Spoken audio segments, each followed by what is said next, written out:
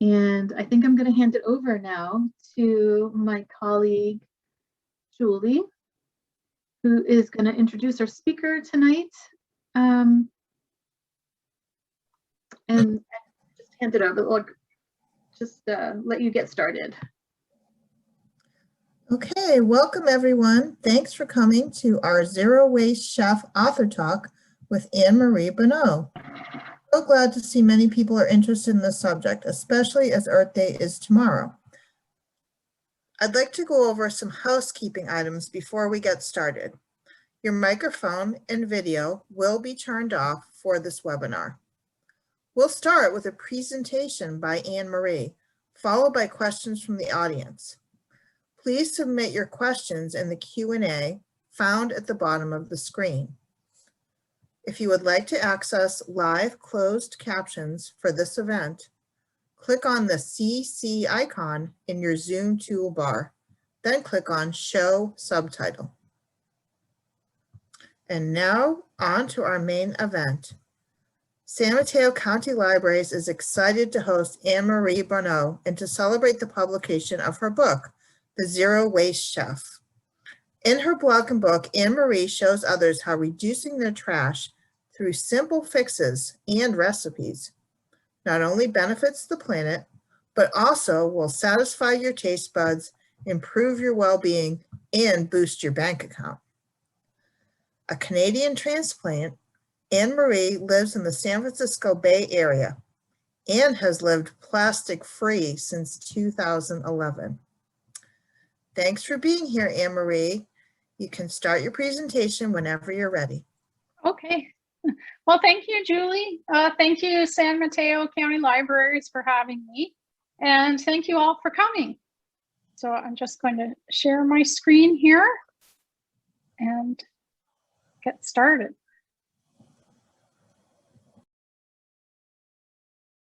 Okay, so this is my journey to low waste living.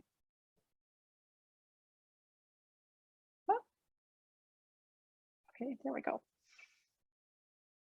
Uh-oh. Oh, there we go. Okay.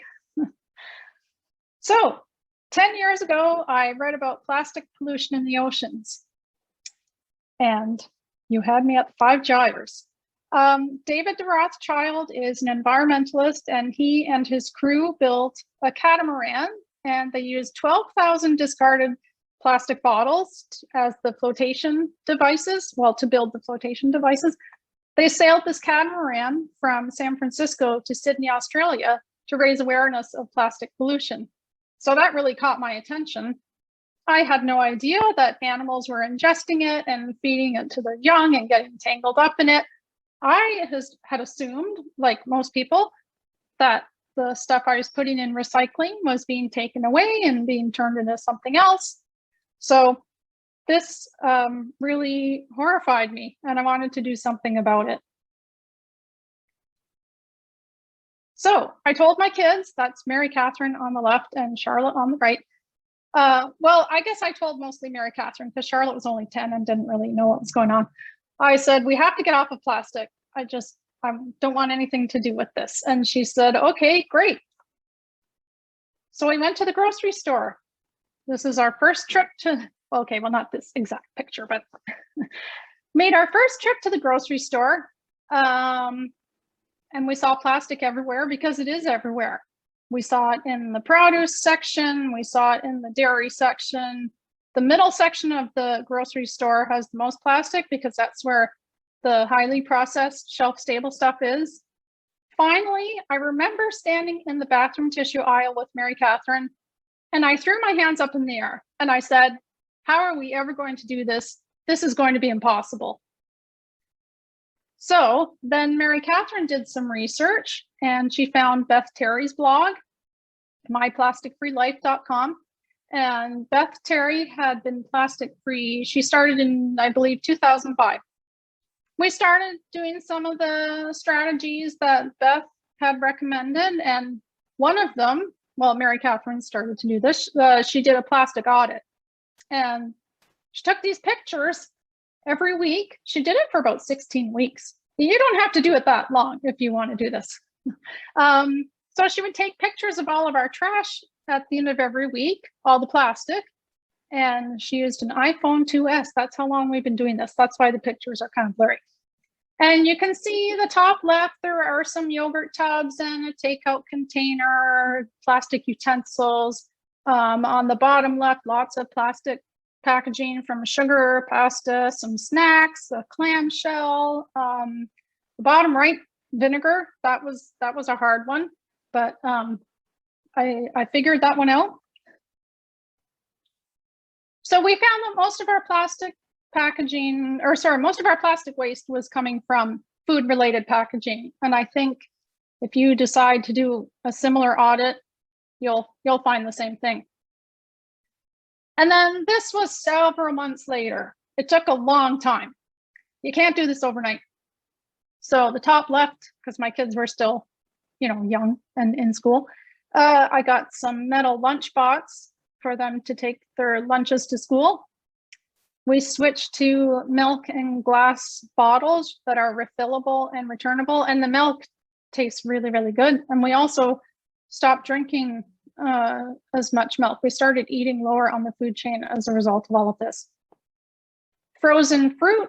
I used to buy lots of frozen fruit. Now I buy fruit in season at the farmer's market, and I'll clean it, chop it, freeze it on a cookie sheet in the freezer. Once it's frozen, put that into jars, put those in the freezer. Bar soap, the bottom left, that's a really easy swap. If you buy liquid soap, you can switch to bar soap. And when you buy liquid soap, you're paying for a lot of water. So you get a more concentrated soap, and you can easily find unpackaged naked soap. The middle bottom, that is some sugar from the bulk bins. Well, actually, I kind of made that sugar, but I did buy granulated sugar from the bulk bins. The one on the right is brown sugar that I, quote unquote, made. You add molasses to granulated sugar, you get brown sugar. And on the right, that is my vinegar, my homemade vinegar that I make out of apple peels and cores. Oh, so then Mary Catherine started a blog called The Plastic Free Chef, and I loved her blog. She was only 16. She really got into it. Today, she now works in waste management. She just got her first job as a recycling outreach coordinator. And there's Charlotte. Why have you done this?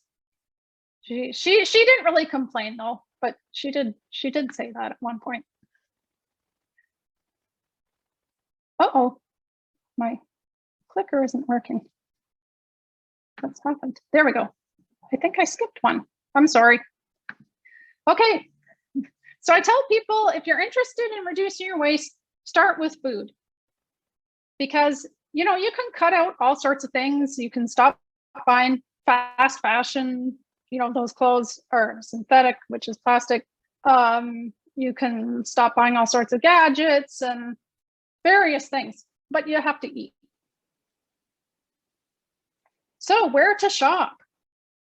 I'm going to tell you about the absolute best place to shop for food. It's the closest place to shop, and it's the most economical.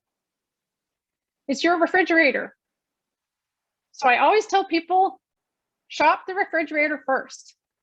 If you look at your refrigerator and see what you have on hand and cook with that, then you'll eat the food you already have before you go shopping.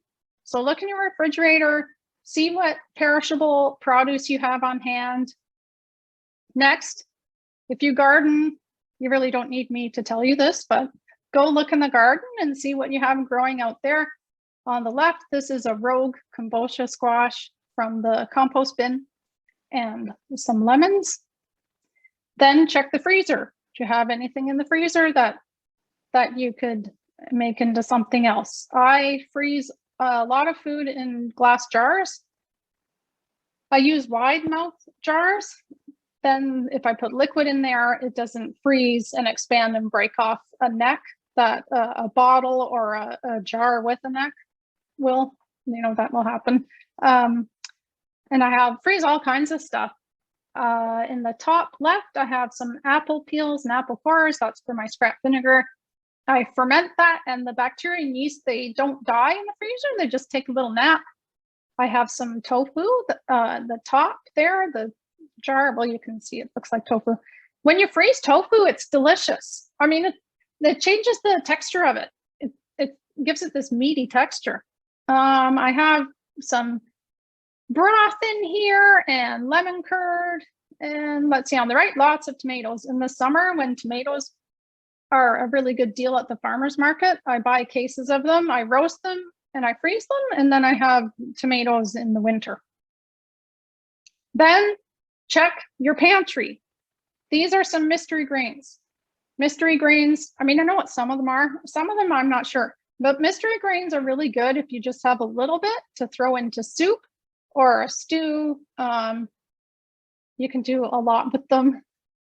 There's some bread. You can do all sorts of things with leftover bread. You can make bread. You can make, croutons. You can grind it up, make breadcrumbs. Today I made some vegetable pancakes and I threw some breadcrumbs in the batter. It was really good. So now if you do that, if you look in your refrigerator and your pantry at the food you have on hand and eat that first, you're going to reduce your food waste. So globally, we waste about a third of the food we produce around the world. In the US, it's about 40%, 40. Now that is from drawdown. The UN just came out at the beginning of March with the same number. So the problem with wasted food, well, there are a bunch of problems, but when food goes to landfill, it's compacted tightly and it's cut off of oxygen. And so anaerobic bacteria, they break down that food and they excrete methane gas, which is much more potent than carbon dioxide. But also you're wasting the water, the energy, the labor, the capital that went into growing that food. And land has been cleared of trees that were sequestering carbon to grow food. And then, just a bunch of it goes uneaten. So that wasted food accounts for 8% of emissions. And to put that in perspective, the airline industry accounts for 2.5%. So it may not seem like a big thing to eat those last few apples in your fruit bowl sitting on the table, but eating all of our food is one thing that we can all do to help mitigate the climate crisis, or to do our part. Okay, then after you've shopped your own home, then you can head out to the farmer's market and the bulk bins. Now, bulk bins are a little tricky right now during COVID, but they are opening up. This is Piazza's in Palo Alto. There's also one in San Mateo. And like other grocery stores, they have lots of loose vegetables and produce, and the stuff is delicious. Okay, so now what to buy? Well, you've looked through your refrigerator and pantry. So what can you make with what's on hand? Maybe you can make frittata or some soup or pizza. There's no rule saying that you have to have red sauce on pizza. I put hummus on pizza, I put pesto on pizza. What can you do with any leftovers and leftover ingredients? Then think about a couple of other things you might want to eat during the week. Then make your shopping list. And if you follow this sort of meal planning light scheme here, you'll reduce quite a bit of food waste. And when you reduce the food you waste, you're also reducing the packaging, because chances are a lot of that food came in packaging. And we eat a lot of vegetables. I'm much healthier now as a result. Vegetables are easy to get without packaging, and they're the healthiest thing for you. Here are some jars of grains. Popcorn is a zero waste food group. That's in the bottom right. I pop that on my stove in a pot, and it's delicious and it's inexpensive. It doesn't come in one of those popcorn, microwavable popcorn bags. Those have PFAS chemicals, forever chemicals in them. Bread, you can buy your bread. Some bakeries will let you bring a cloth bag and you can put your bread in that. During COVID, it's a little tricky, but like I said, things are opening up. We eat lots of beans and legumes. Chickpeas, like popcorn, are also a zero waste food group. And these are some of my spices.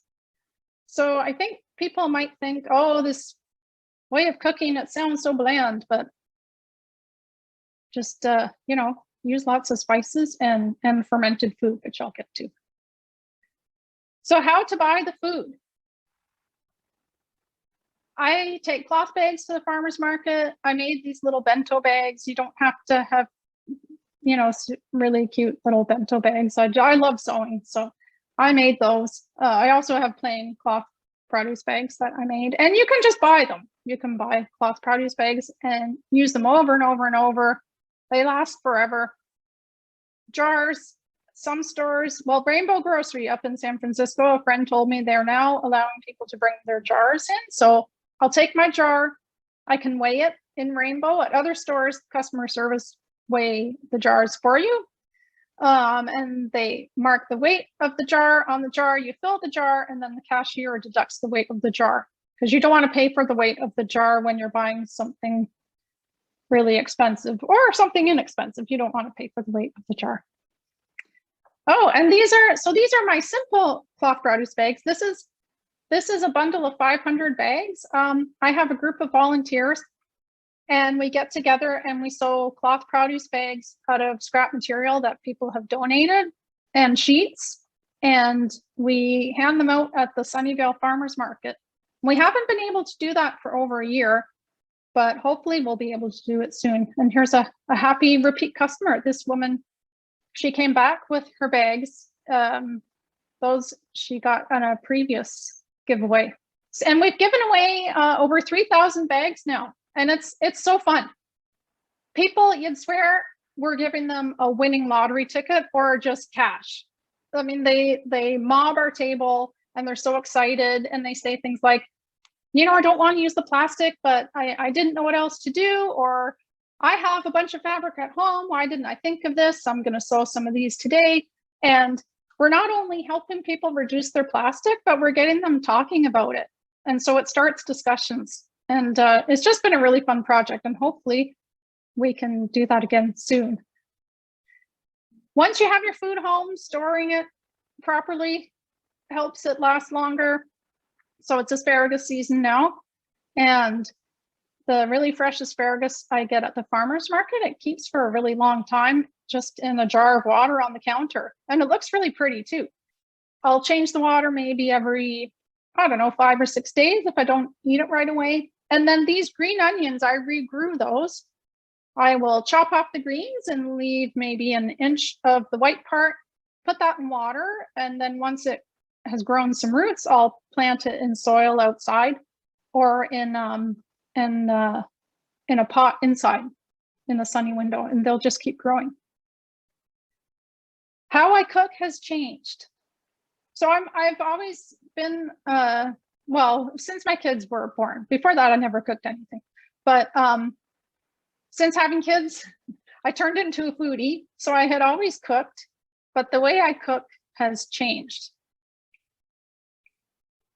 So sourdough. I've been making sourdough since before sourdough was all the rage last year during COVID. This is my last, or one of my last in-person sourdough bread classes. This is my starter on the left, Eleanor. She turned 7 years old this year, so I've kept her alive for 7 years. All that's in that is flour and water. You combine the flour and water, there's bacteria and yeast on the flour. It's in the air, it's on your hands. That bacteria and yeast, they start to eat the carbohydrates in the flour, and they excrete acids and gases. And eventually you get this bubbly starter, and you have to feed it every day. It's like a pet. And that loaf of bread on the right, that contains flour, water, and salt. That's it. Oh, and the starter, but that's just flour and water. So this is what you get with 3 ingredients. And the reason I started making sourdough was because I wanted to stop buying the packets of yeast at the store. And I knew that I had this inkling that I could make my own yeast somehow, but I didn't know how to do it. And so I figured it out, and I've been doing that. And it's more nutritious, it's delicious, it's fun to make. I also have a grain mill. I actually have 2 grain mills. I now have an electric grain mill that a friend gave me. And I will grind up my own wheat berries. So there they are in the jar next to the grain mill. And the jar next to that has some freshly ground flour. And that's more nutritious because it contains the whole kernel, which has all sorts of nutrients in it. But after you grind it, it begins to turn rancid. All of that has been removed from the flour you buy at the store, but it also removes a bunch of the nutrition. So after I grind it, I'll use it. Ideally, I will use it immediately, but life happens sometimes. I'll put it in the fridge if I'm not going to use it right away. But you don't have to go all little redhead. You don't have to plant the wheat to grow the wheat berries, to grind them up, to make the flour, to make the bread. You can just buy the bread. But if you do get into it, it's really fun. And if you have young kids at home, they really like grinding up the wheat berries. Fermentation. So I'm obsessed with fermentation. I probably need some sort of intervention. Fermentation prevents food waste. So a few weeks ago, I did another event and I made sauerkraut. And before I did that, I looked in the refrigerator at what I had in there, and I found this big radish. I don't know what type. It wasn't a watermelon radish, but it was a big radish like that. And nobody had eaten it. Now, if I had just let that sit in the fridge and nobody had eaten it, it could have gone bad and at best ended up in compost. But a lot of food ends up in landfill, which, as I explained, is not good. So I shredded that up and I threw it in the sauerkraut. The sauerkraut is still fermenting. Once I stop the fermentation, which means I put it in the refrigerator, that slows it way down. It will keep in there for a year at least. So I've taken this radish that could have turned into a puddle, and I've made delicious sauerkraut and prevented food waste, and it's probiotic. It's really good for your gut, tastes delicious. So here I have some kimchi on the left. That is, Napa cabbage. If you, daikon radish, the trick to that is the gochugaru, and I don't know if I'm saying that right. Preserved lemons. I'm obsessed with preserved lemons. They're so good. They add so much flavor to dishes. I'll chop them up and serve them on the side of Indian food, or throw some into hummus or some other dip. I have a really yummy salad recipe in the book. It's a kale, apricot, and preserved lemon salad. Oh, it's so good. Kombucha on the right, that I have flavored with watermelon on the left.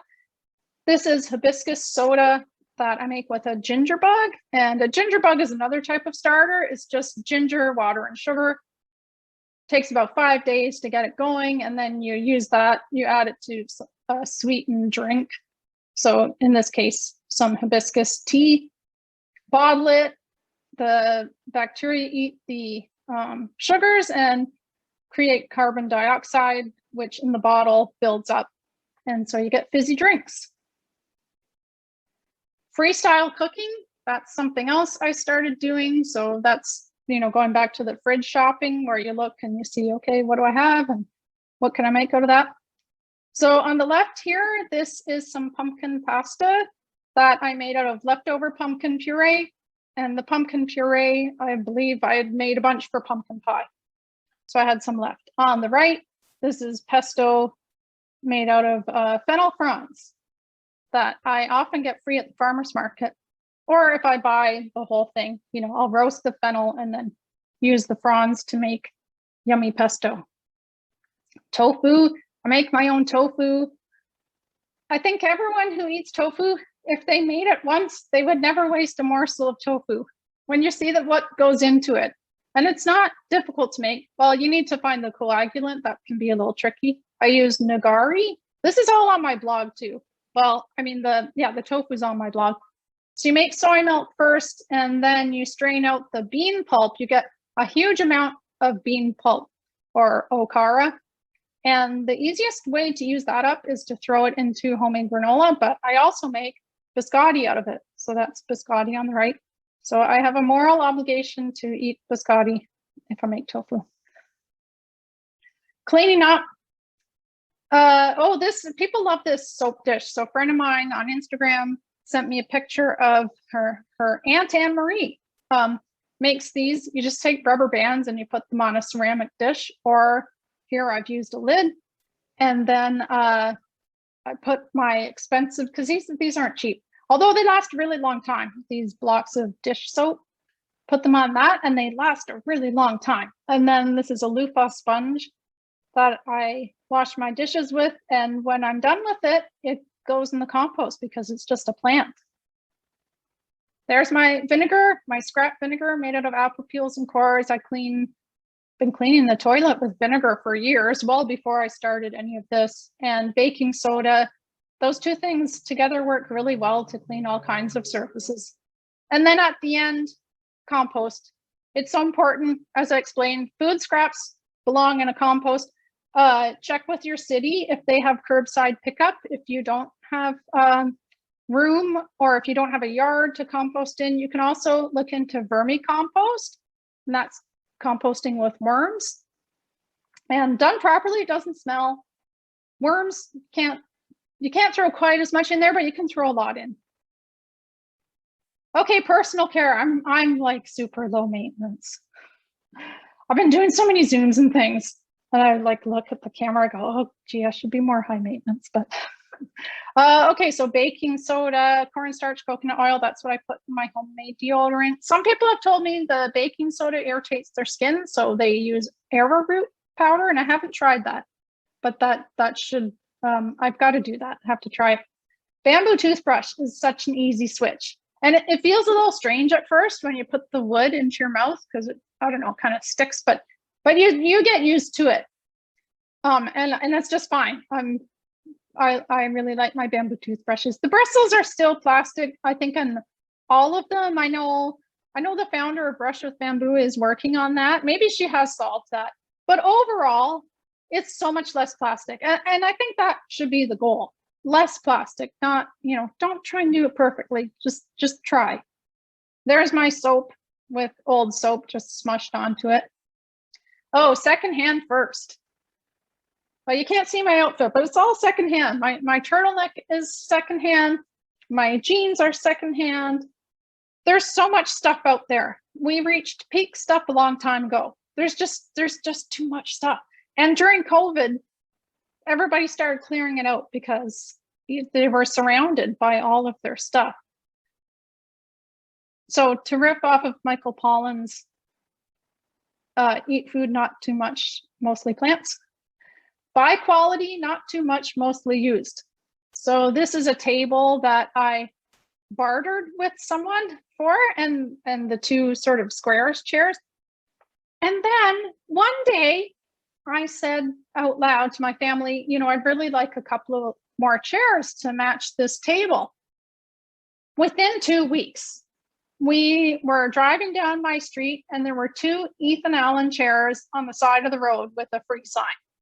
So I took them and there they are. And that happens to me all the time. Sometimes it's a little scary. I'll think of something I need and then it appears and I'm like, what is going on? Oh, so why bother?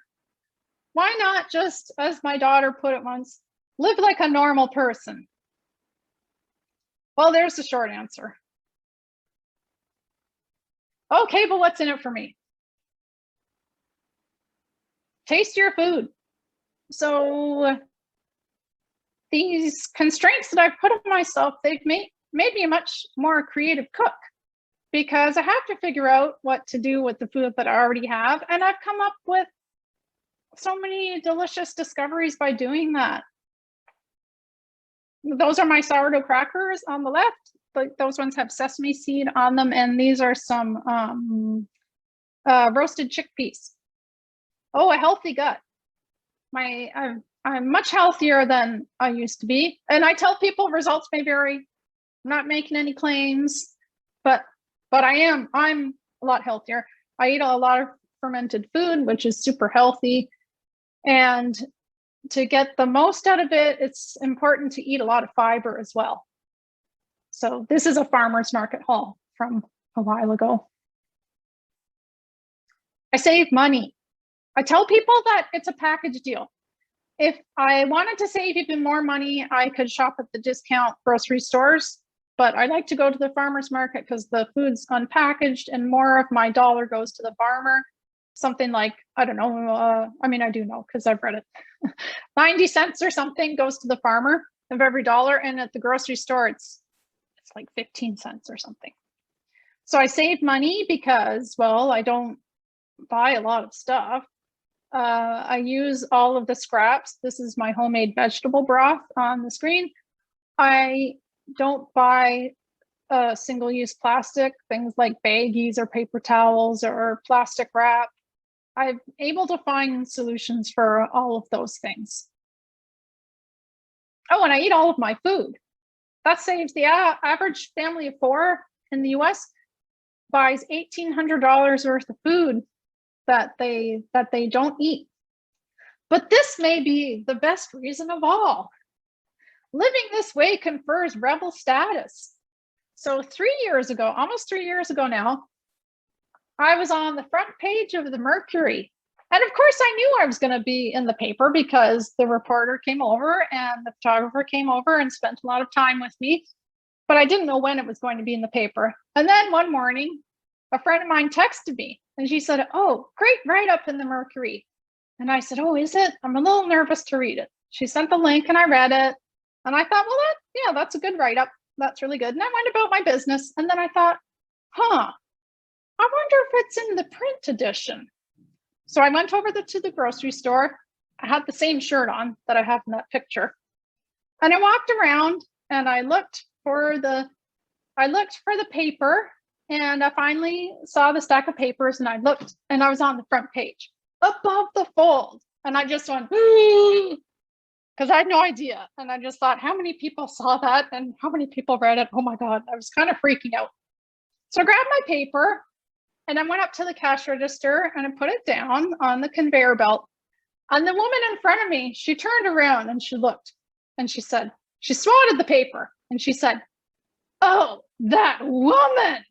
And I just went, "Ugh." She said, "She's so extreme. I commend her. I read the whole article, but she's so extreme." And then I just started laughing. And she looked at me and she said, "Oh, is that you?" And I have to thank her if I ever see her again, because I love that story. I'm thrilled that I was on the front page of the Mercury News. I mean, after I calmed down, and the press is great, and getting this idea out there that we can reduce our waste, it's all great. But how am I front page news? How is my lifestyle front page news? How did we get here? I ride my bike all over. I eat a bunch of vegetables, and I don't buy things I don't need. So it's a little bit crazy when you think of it that way. I tell people, if I've convinced you to try to reduce your waste, take one step at a time. You can't do this overnight. You have to, pick the big things. The things that are going to make a big difference. Like if you buy a lot of bottled water, maybe if you get a filter if you are uncomfortable with drinking tap water, but usually it's just fine. Get some produce bags. Stop buying soda. It's not a lot of this lifestyle isn't just a bunch of don't do this, don't do that. It's actually a very nice lifestyle. Oh, and now here's a chart that I made, and I put this in my book. They made a much nicer graphic though. So let's say 10,000 people want to reduce their waste. Let's say 1% cuts all of their waste, 100%, because I figure only about 1% of people are going to do that. that would be 160,000 pounds of trash kept out of landfill in a year, which is great. That's a lot of trash. Well, if 25% of people cut a quarter, it's over 1 million pounds. And if everybody cut 10%, it would be 1.6 million pounds. So it's really important that we get everybody at least trying. And oh, and I'm done. and that's my new book, The Zero Waste Chef, available wherever you buy or borrow books. And okay, I'm going to stop sharing my screen. Oh, and I'm gonna switch. No, I'm okay. I'm just gonna, everything's working, so I'm not gonna touch my technology.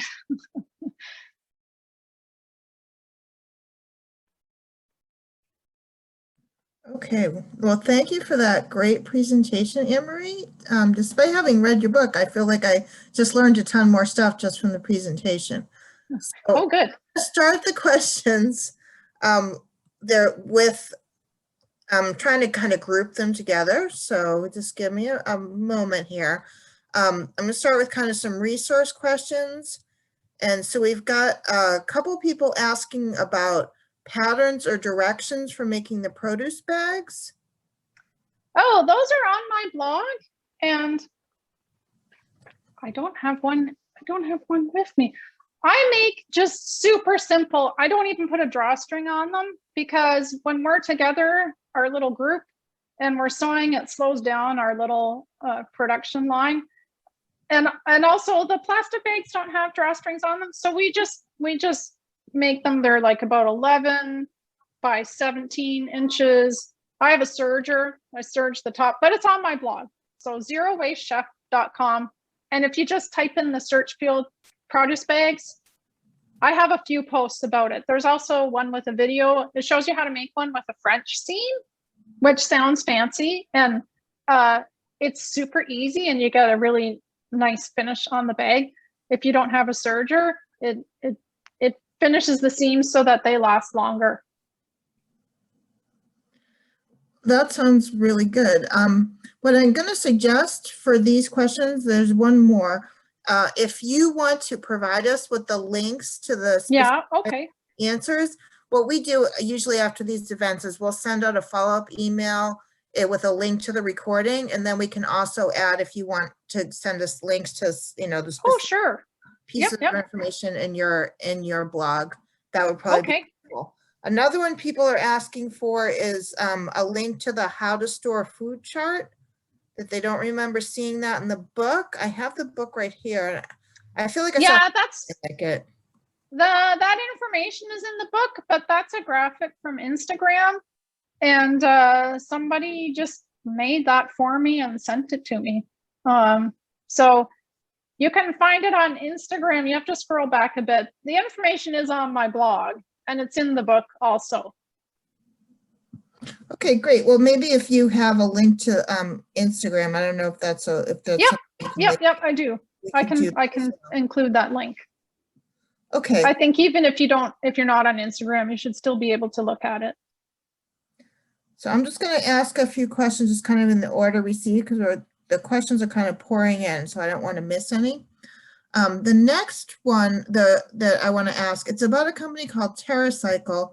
And I was interested in this because a couple of years ago, when I was working in Pacifica, we did a whole book to action, we call it, for Earth Day, about a book called Garbology. And one of the companies they highlighted was TerraCycle. Are you familiar with the TerraCycle? Yeah. And they want to know about, are they still recycling products that are sent to them? And I'm curious too, because when we did this, it was before things changed with other companies, taking, and I know you talk about it in the book, so maybe if you want to talk a little bit. Because of the China ban? Yes. Yeah. No, I bought an art box from them maybe 6 months ago, because I have a million markers from when my kids were little, and I didn't know what to do with them, and I kept them. So I broke down and I bought one of the TerraCycle boxes, and yeah, they're still accepting stuff. It's expensive, I'm really glad that they're doing that.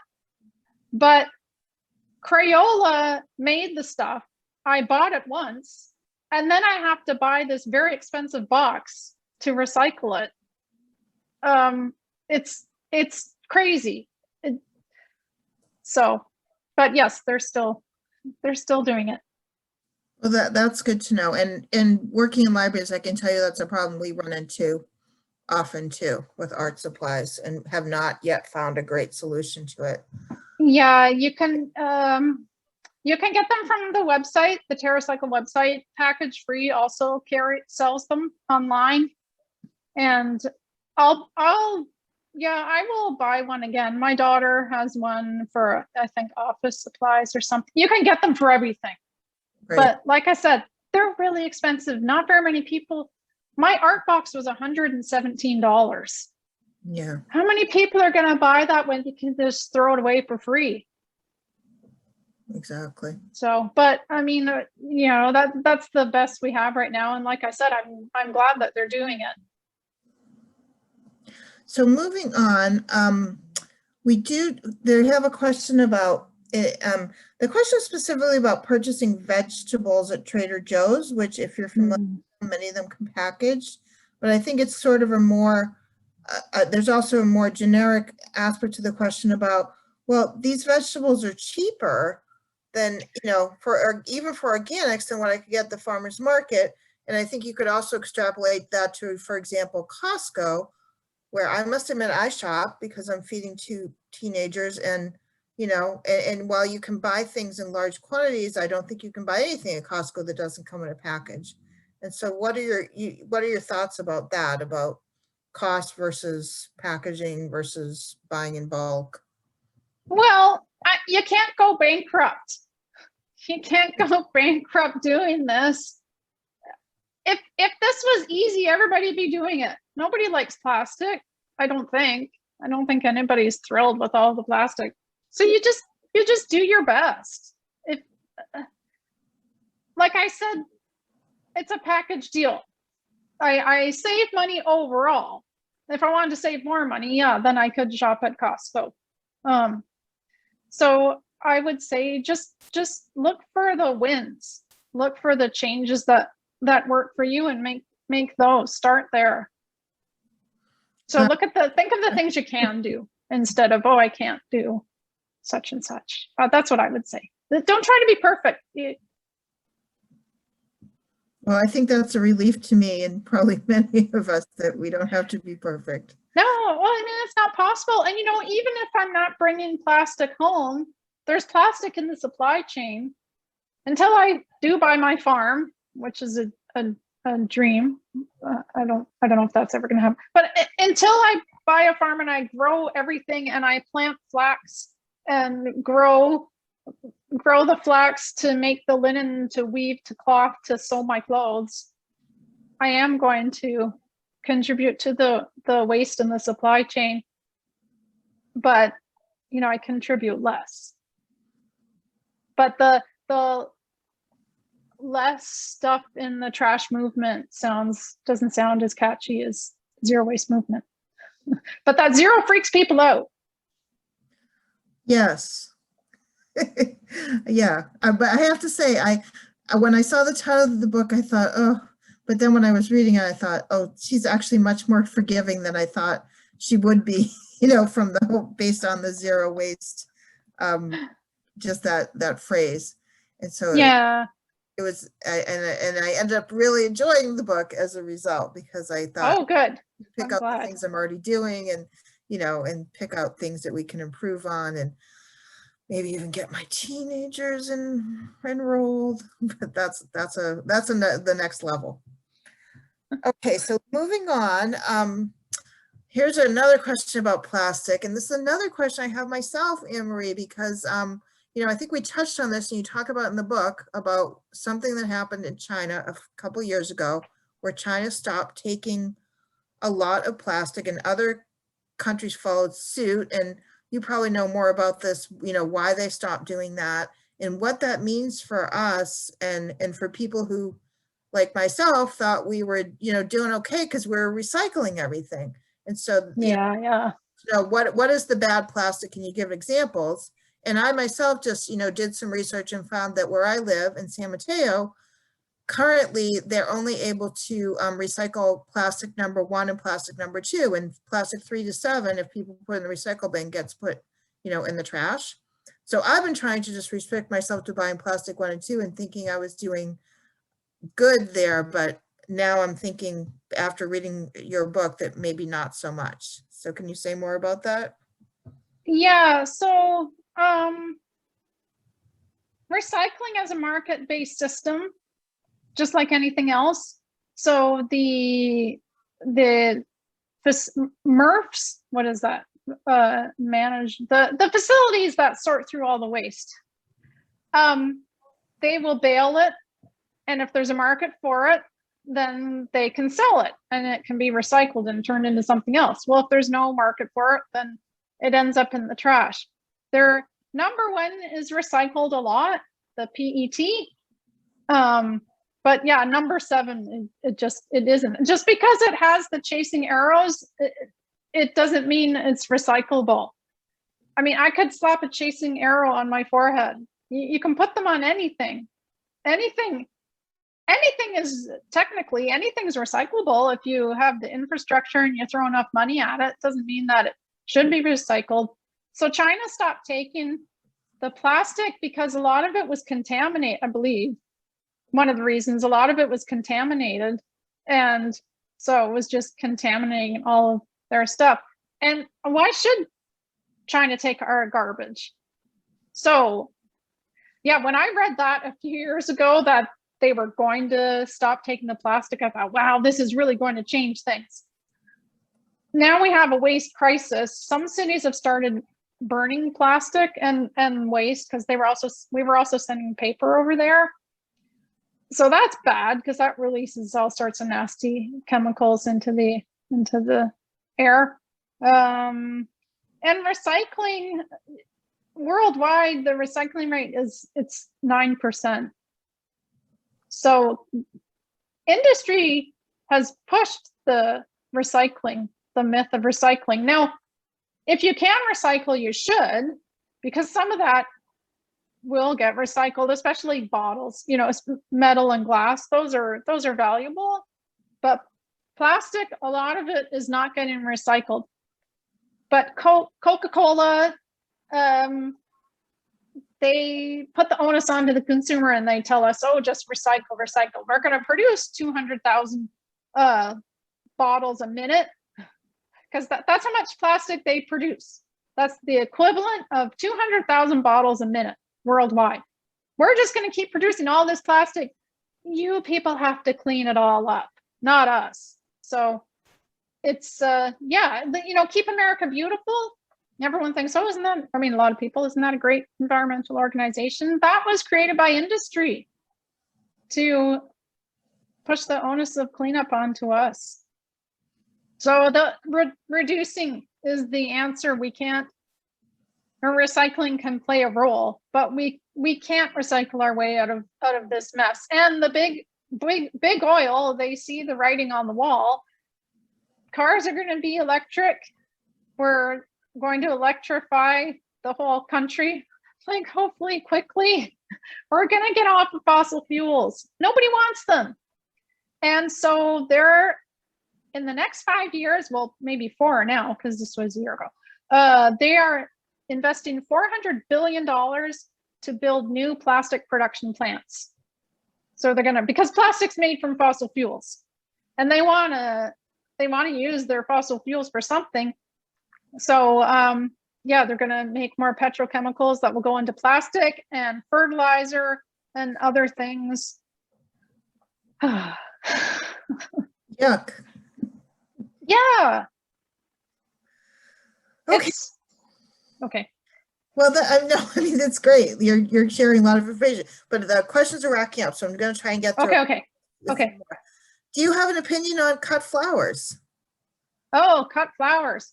Well, you can get them at the farmer's market wrapped in paper, and they're local. So cut flowers are actually, depending on where you get them, they can be really bad for the environment, because a lot of them come from the other side of the world. And on top of that, they're refrigerated. They use a ton of energy. So if you can get them, try to get them locally. Yeah, that was what I was thinking as well, because I buy them at the farmer's market wrapped in newspaper. Yeah. And but it's also it's local too. Yes. Yeah. So those flowers at Trader Joe's, I don't know where they come from. They're really pretty, but they're so cheap. Yeah. You have to wonder, where are these coming? I don't know. I don't shop. I used to shop at Trader Joe's all the time. I mean, the food tastes really good, but I stopped. I stopped when I started all this because it was just a lot of plastic. So. Yes, I understand that.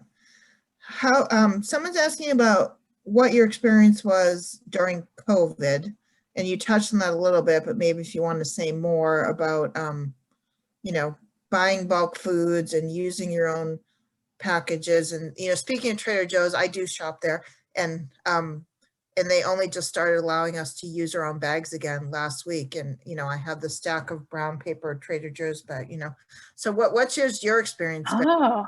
How were you able to, was there any way that you were able to continue reducing your weight? Yeah, I could still bring my shopping bags and produce bags to the farmer's market.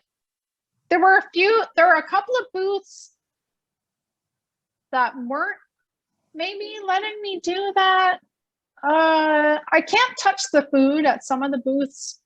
Right. Sometimes it depends on who's working and what day and which booth. And then some of them I would hold my produce bag out and they would put the stuff in. But yeah, I didn't have to use any plastic. Now, I was stranded in Canada for the first almost 4 months of COVID. I went to visit my mom and I got stranded up there. So I don't know what it was like down here then. And up there, I was using her granny cart to go to the grocery store, and I could put all of my food on the conveyor belt, but they wouldn't let me put it in my own bag, but I was allowed to put it in the granny cart. I don't know. So that's what I did. That was my experience as well, is that we were able to put our things right back into the cart and then just take them to the car and bag them there.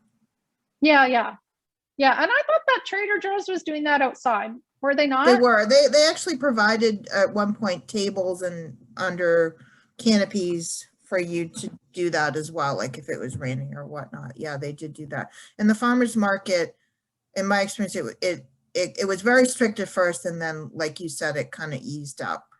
At first. Yeah. At first, when they first reopened, everything was like pre-bagged in plastic bags. It was a little bit horrifying, if you're compared to what you're used to seeing. Yeah. See, I didn't get back here until the end of June. And by then I went to the farmer's market right away and I could use my bags and stuff. I mean, there were some vendors who were, like I said, they'd put the stuff in the bag for me. I wasn't allowed to touch anything, and then the bulk bins, now that's different. Those are all closed except for one down here at Country Sun. It's in Palo Alto on California Avenue, right close to Stanford. Their bulk bins have been open the whole time. I mean, since I got back at the end of June. I don't know what happened at the beginning. But their bulk bins are open. I can't bring my own containers or access the bulk bins myself. I have to get someone to wait on me. Now, for a while, I was bringing my own jars. And then one of the people working there said, "Oh, no, you can't do that." And I said, "But you've been letting me." And he said, "Well, we're not supposed to." So they put it in paper bags for me, which is, that's fine. Yeah. I'm going to skip ahead then, because you're kind of getting good. We've had a couple people ask for specific recommendations for where to shop in the Bay Area, because you live in the Bay Area, and of course this audience. Oh, yeah. The Bay Area. Oh, well, Rainbow Grocery, if you're in San Francisco, or if you go up there, every time I go to San Francisco, I also go to Rainbow Grocery. You can get everything in bulk. They have bulk tofu, bulk fermented food. They must have a dozen types of bulk miso. They have everything. Maple syrup, honey, pasta, they have everything, but they shut down bulk bins. And then they reopened them a few months ago, and then a friend of mine up there, now I haven't been, but a friend of mine up there told me now you can bring your own containers again. So that's like bulk mecca if for the Bay Area. I mean, they have everything. And then there are smaller stores too. I don't know what Sprouts is doing, if they've opened the bulk bins up yet. Eventually they'll be open again. I haven't been to Whole Foods to their bulk section since before I went to Canada last year. So for over a year. So I think their bulk bins are still closed. I mean, that's what friends have told me. So the bulk has been frustrating, but I do, Country Sun, I'm happy that they'll fill paper bags for me. Oh, that's a great recommendation. That's not what I had known about. Yeah, it's nice, and it's locally owned. It's not a big chain. When I did come back last year, I remember the first time I went in, and the person who waited on me, she thanked me a few times for supporting the store. I think the small businesses, they really need our support. Yes. They're sometimes more expensive, but if you can afford it, it's, unless we want to buy everything from Amazon, we need to support the small guys when we can. Okay, I'm going to try to just group a few questions together so we can kind of get through a few more. So the next questions are asking specifically about bread, and they want to know how you store your sourdough starter to keep it long term if you don't make bread often, how you store the bread, and if you use home ground flour in your sourdough starter. Okay, so I store my starter. I have it right here. This is Eleanor. I made her outfit. That's her little cape and a skirt. I keep her out on the counter, and then when we need a break from each other, I'll put her in the refrigerator. I'll take her out after a week and then feed her. If I feel like making bread, then I'll keep her out. And if I don't feel like making bread, I'll put her back in the refrigerator. Sweden has a sourdough hotel at the airport, but we don't have anything like that here. So yeah, just put it in the refrigerator. You can also freeze it. I've done that. I have done that a couple of times just as an experiment. I've taken a little bit. You only need a tablespoon, put it in a tiny jam jar and put it in the freezer and keep it in there. So you can do that. The other part was my bread. So I store my bread. I store it whole in a cloth produce bag. Oh, it says my internet connection is unstable. Can you still hear me? Yes. Okay. Yeah, I store it whole in a cloth produce bag. I find if I slice it up and I put it in the cloth produce bag, then it gets freezer burn on the edges. So I store it whole, and I don't store it for a really long time. I store it for maybe a couple of weeks, and that keeps really well. I think the hard crust of the sourdough probably helps with that. And what was the third question? Oh, yes, I do grind up some of my own flour. Emmer wheat berries are really good. I do hard wheat berries. I bought soft wheat berries. I have a hand cranked mill. I don't know if you can see it. Probably can't see it. It's on my counter back there. It's attached, and you just crank it. And then a friend of mine, so I was talking about earlier manifesting things. I wanted an electric grain mill for a long time, but I couldn't bring myself to buy one. I kept coming close, and I thought, no, I don't know, and I just kept putting it off. And then she told me that she'd stopped eating bread. She had bought it when her kids were little, and she made them all of their bread. But they were grown, and she's a grandmother now, and so she just gave me this beautiful electric grain mill. So I have two, and the bread is really good with the hand ground grains, and it's healthier for you. It's probably, I need to do a price comparison. I wonder if it's cheaper. And you can get those grains anywhere, pretty much anywhere you get bulk food.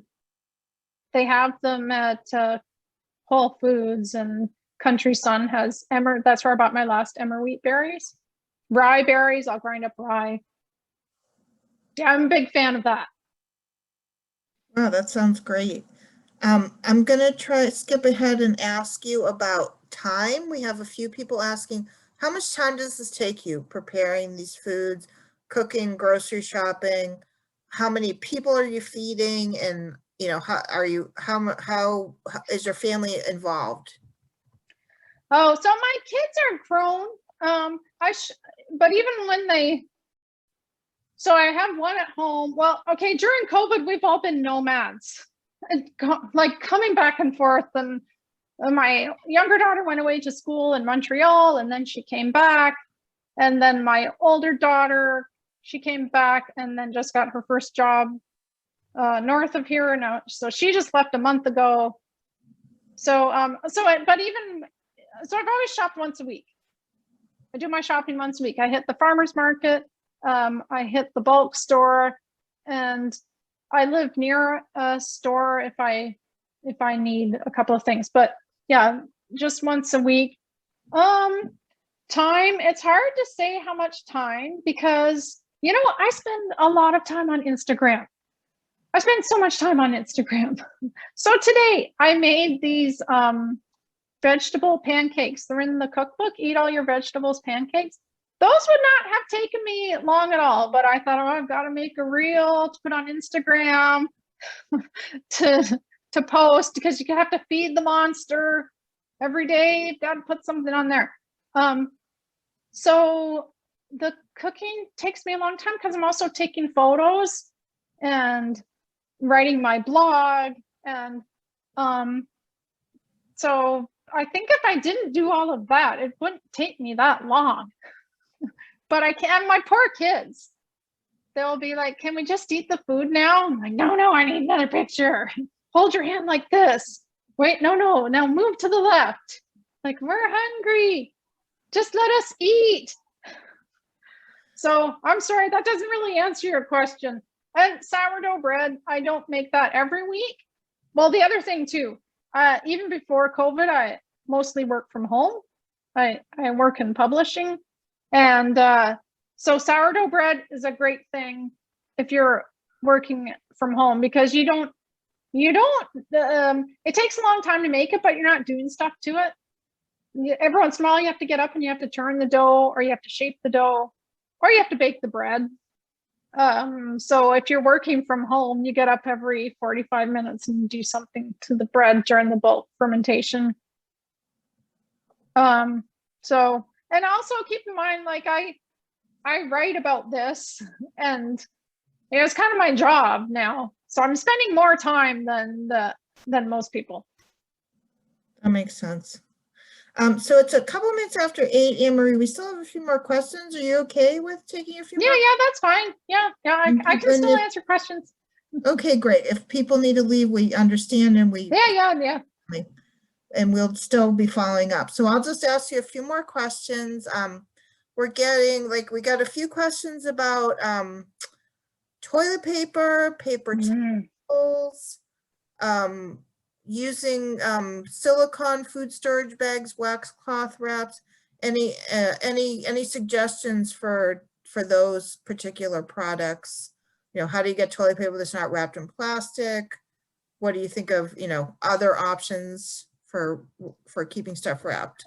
Okay. So for bathroom tissue, I can get bathroom tissue wrapped in paper at the store. It probably costs more than bathroom tissue wrapped in plastic. And now, okay, this is TMI, and it's going to gross some of you out, but it's only for urine. I use little reusable cloths. Okay, not for poop. I'm sorry. Okay, but it was a question.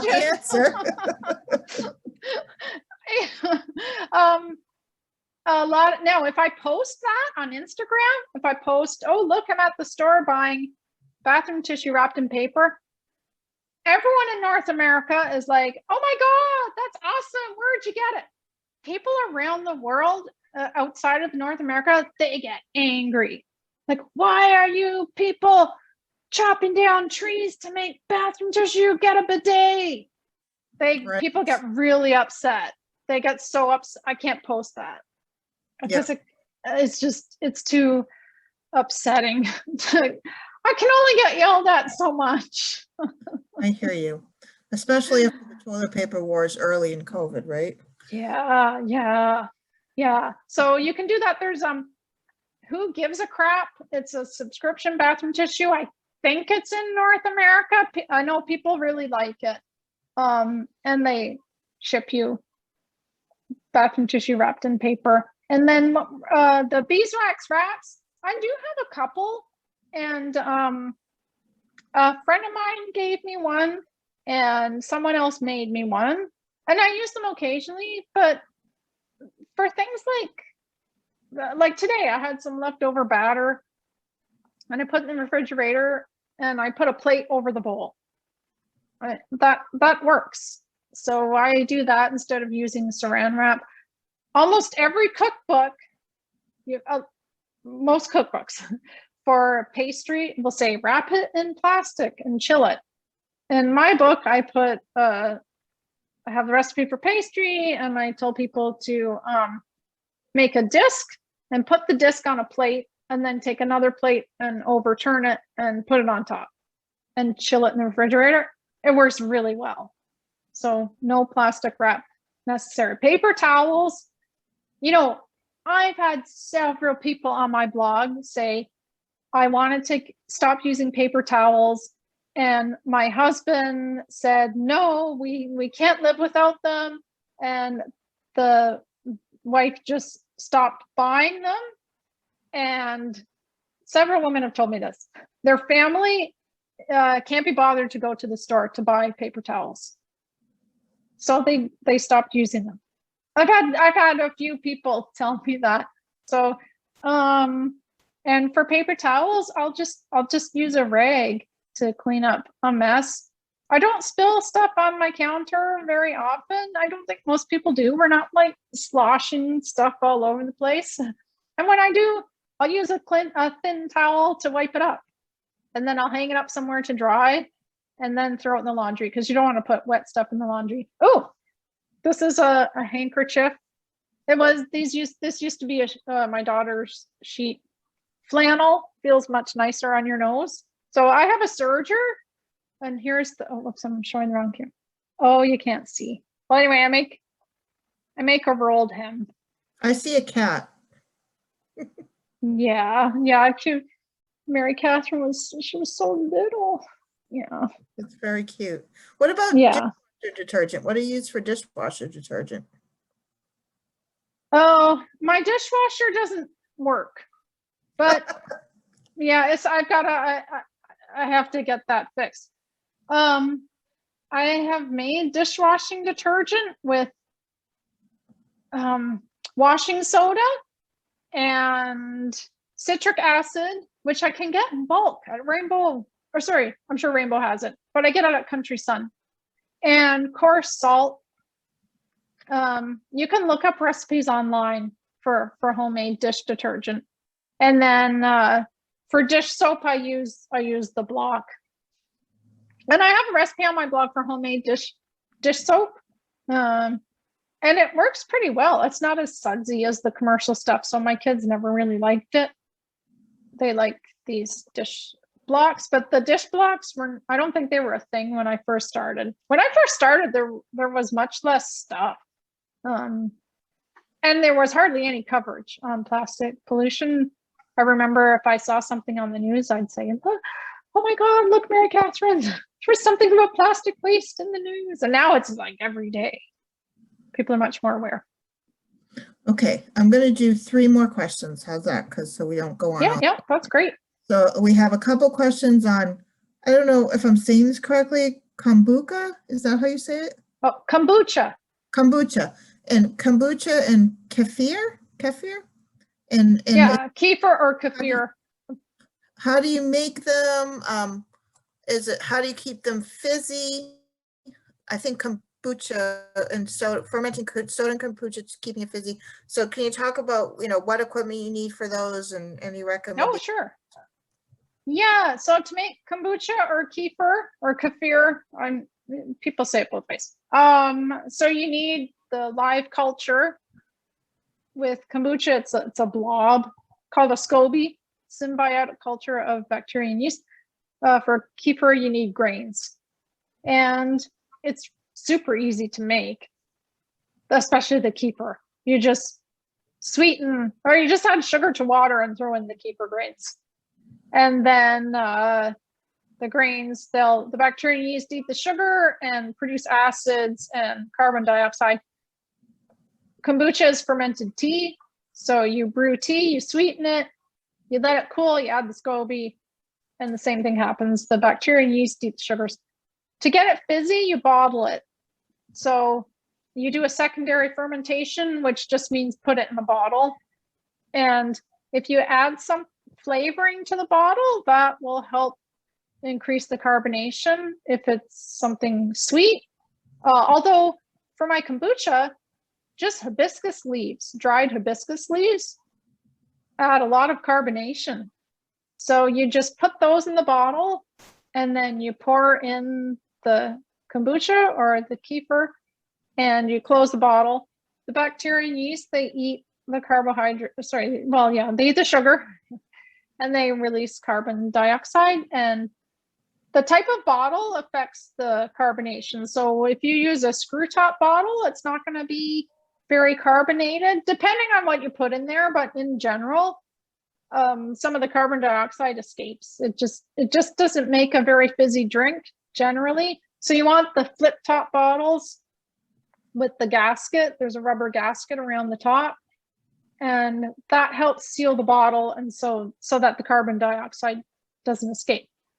You have to be careful that it doesn't get too carbonated because those bottles can explode. And the screw top bottles can explode too. If you leave it for a really long time and the bacteria and yeast keep eating away and creating more carbon dioxide, it builds up in there and it can blow up. I've never had it happen, and I hope I never do. So I keep my drinks in the cupboard, and then it would be a real mess in there, but at least it would be contained and the glass would come flying out.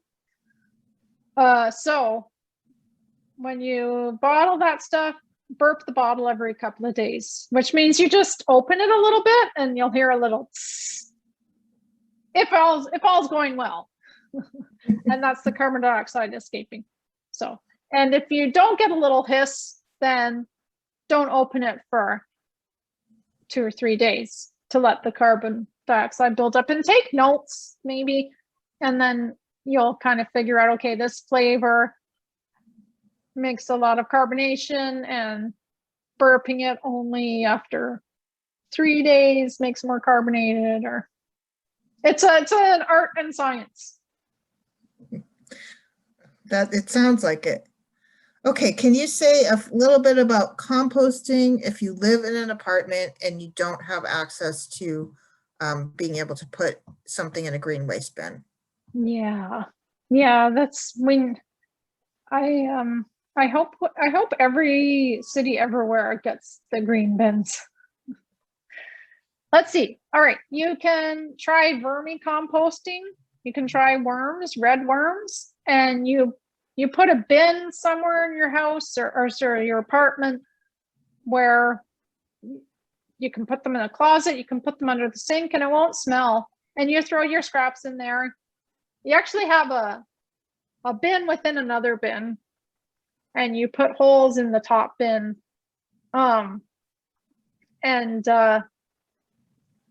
You can find instructions online on how to build a vermicompost bin, or you can buy them.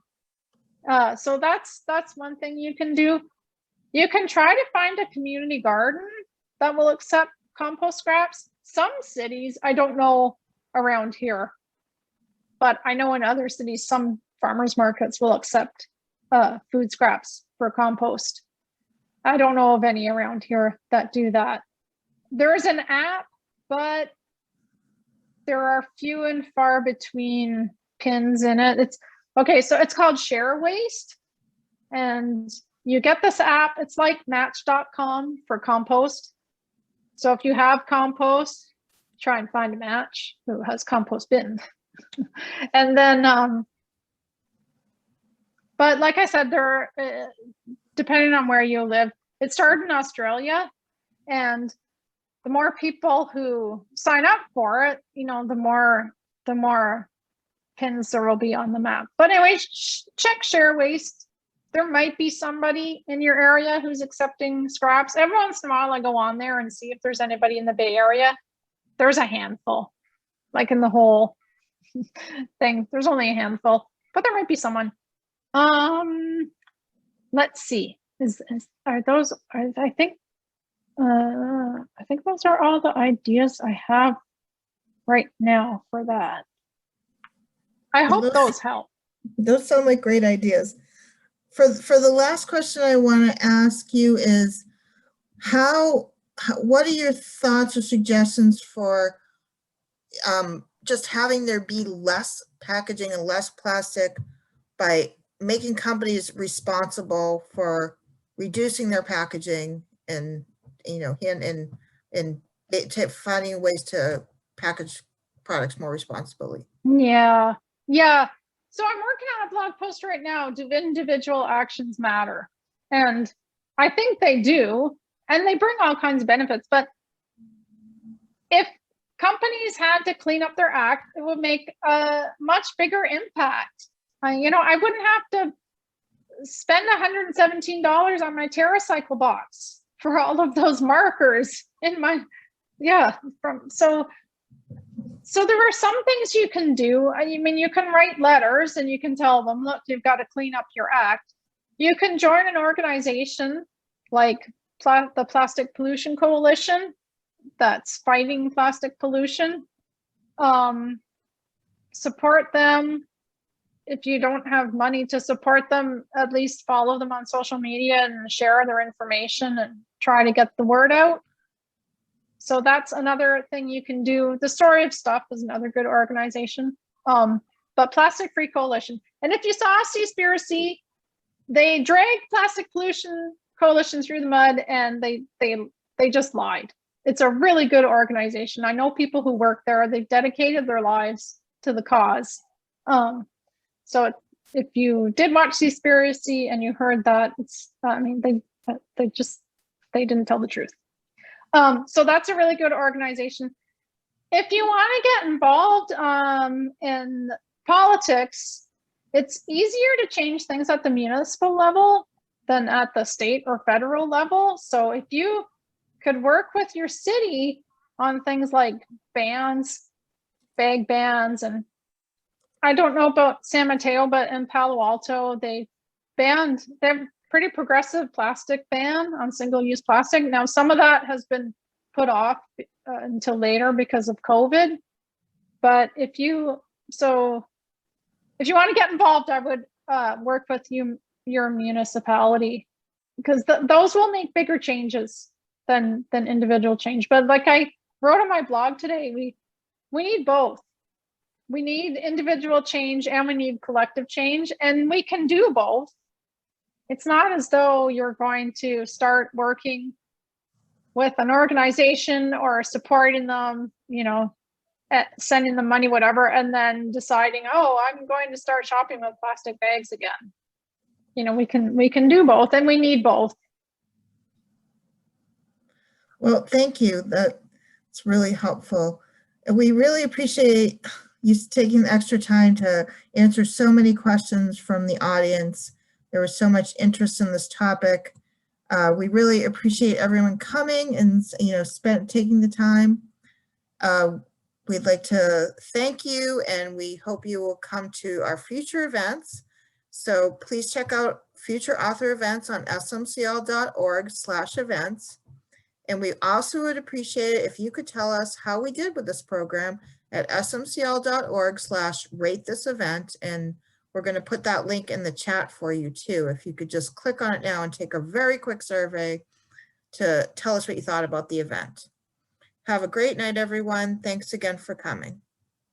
Yeah, thank you for coming, everyone. And thank you for having me at this event. This was really, really fun.